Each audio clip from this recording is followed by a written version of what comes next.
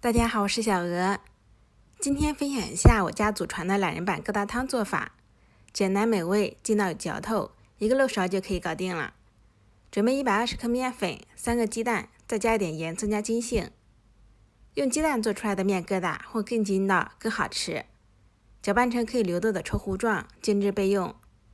接下来准备自己喜欢吃的汤头，我准备的是番茄，节目切实的花刀，用开水烫一下去皮。再准备一个土豆，切成厚片。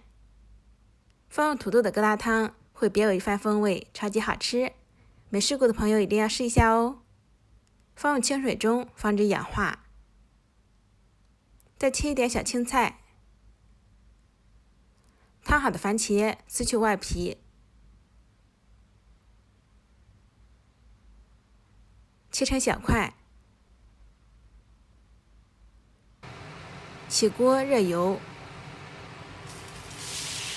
放入番茄，再加一点点盐，炒出汁水。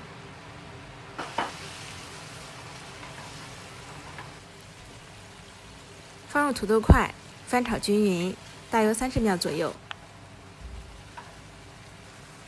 加点生抽调味，再根据家人的饭量添加适量的清水，盖上盖，大火烧开。然后转小火，面糊使用之前再次搅拌均匀，倒在漏勺上，用勺子按压，不到1分钟就已经漏了一大锅，特别的简单省事。你们可以看到粒粒分明，漂浮起来就已经熟透了。